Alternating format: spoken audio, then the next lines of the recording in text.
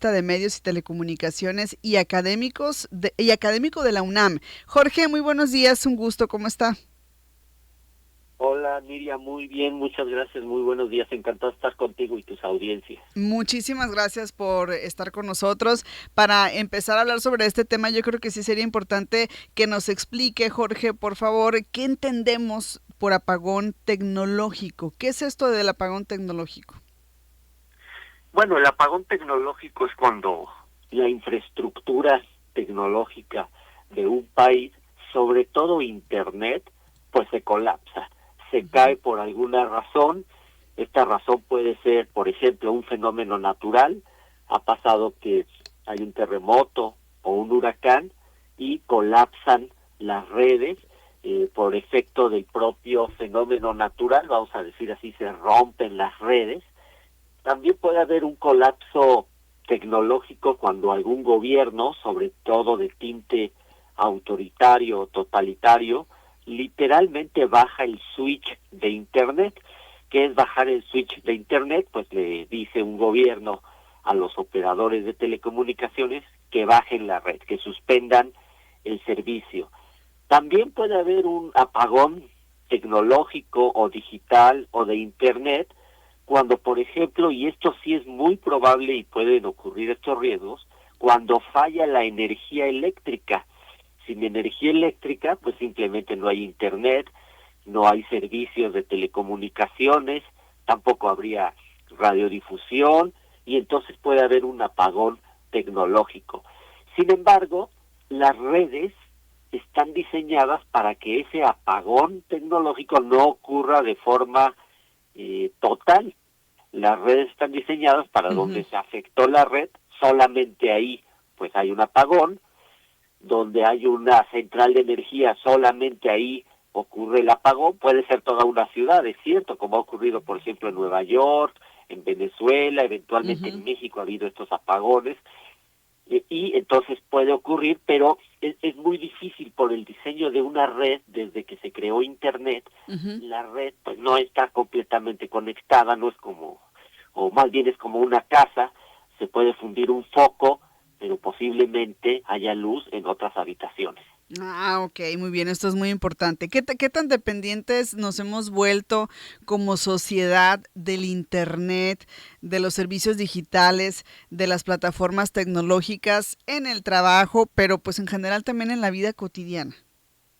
Bueno, esa es una gran pregunta, Nidia, porque sí somos totalmente dependientes de la tecnología. Yo incluso diría que ya somos un poco más flojos por la tecnología. Por ejemplo, hay algunas generaciones como la mía que todavía usábamos el guía Roji para buscar una dirección en una ciudad, y hoy simplemente pues lo buscamos en el teléfono. Es muy fácil colocar ahí la dirección.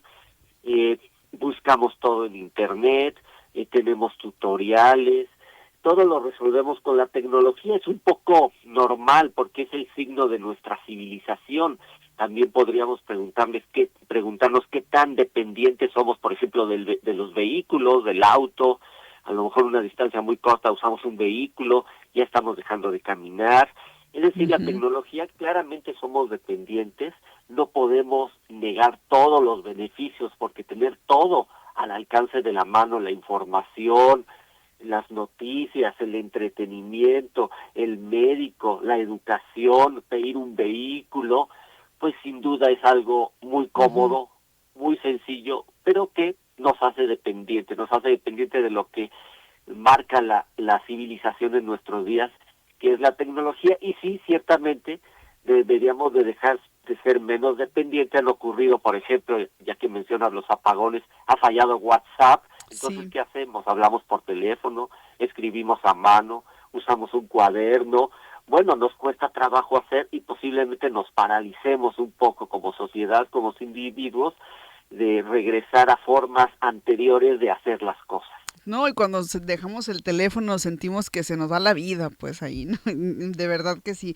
Ahora, México tiene protocolos para responder a crisis tecnológicas de gran escala? Ahorita nos daba un ejemplo, nos decía que es muy difícil, ¿no? Si ocurre ponía el ejemplo de la casa, pues no se apaga un foco, pero puede ser que en una habitación el resto funcione, pero si habláramos de algo a gran escala, ¿México pudiera responder o enfrentarse o tener protocolos para enfrentar una crisis eventual?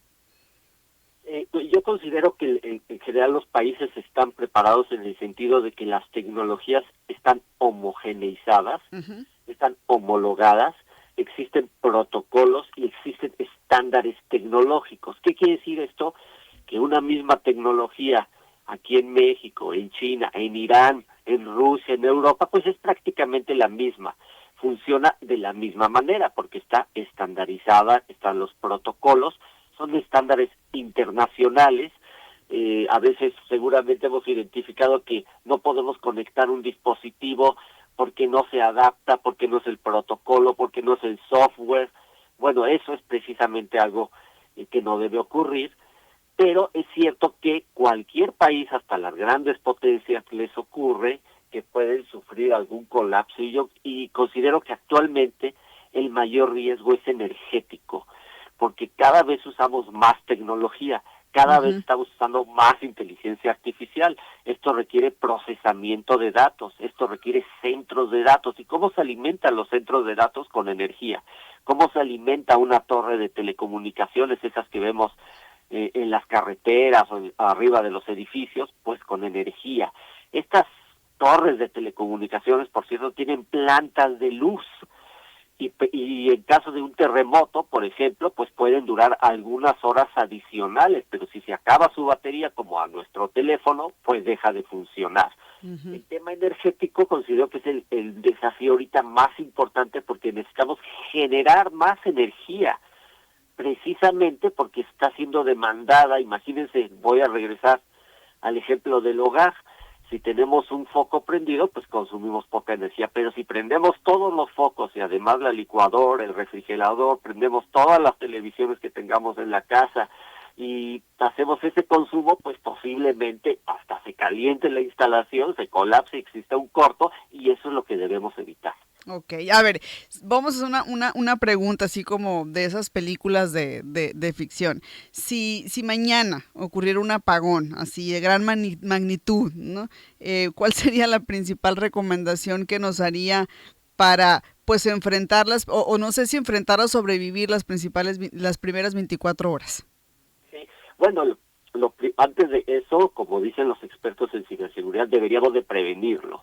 Creo que Claro. el enfoque está en la prevención. Pero vamos a suponer que ocurre, porque los incidentes ocurren, las redes no son perfectas, hay Ujú. errores. Y mira, esto ocurrió en España. Hubo un Ajá. apagón precisamente, no de un día, no de varios días. La gente estaba desesperada, la comida se empezaba a echar a perder, no podían usar su celular, no podían hacer el streaming, y incluso España no supo qué pasó por el apagón. Sigue siendo una gran incógnita. Todo el mundo trabaja, el Estado debe eh, imaginarse un escenario pues catastrófico, imaginarse lo peor. Siempre es importante imaginarse lo peor y tener esos protocolos. Es como los protocolos que tenemos en la Ciudad de México para los terremotos. Nadie Ujú. quiere que ocurra un terremoto, pero si ocurre va a haber destrucción. ¿Qué hacemos en caso de que exista esta destrucción, vamos a decir, de los servicios digitales? Bueno, es algo que posiblemente no lo tenemos contemplado. Hay países como Chile, por ejemplo, que han sufrido terremotos, incendios, y ahora están regulando para que siempre las radiobases tengan esas fuentes de energía y se pueda recuperar. Es decir, hay un concepto que se usa mucho para la salud mental, que es la resiliencia. Las redes deben ser resilientes. Por ejemplo, almacenar la información es muy importante, que no se pierdan los datos, las transacciones. Imagínate que tú hiciste una transacción y Ujú. ya no te aparece. Bueno, tiene que haber un almacenamiento de la información. Las redes deben ser resilientes. ¿Qué quiere decir? Que funcionen otros tramos de las redes o funcionen al mismo tiempo otras redes. Esto genera más inversión, genera más gastos, más estrés tecnológico. Sin embargo, tu pregunta es válida, porque si somos tan dependientes, entonces ¿cómo protegemos que esa dependencia pues siga existiendo? Ujú, que muy interesante está esto, Jorge. Pues agradecerle infinitamente la oportunidad que nos brinda de platicar. A veces el tiempo en radio sí es, no nos alcanza. Ojalá que en otra ocasión podamos platicar más a fondo de este o de otros temas. Muchas gracias y desde acá, desde Radio Sonora, le enviamos un saludo. Muchas gracias, Uri. Encantado. Hasta luego. Ahí estás en la lista de medios y telecomunicaciones académicos.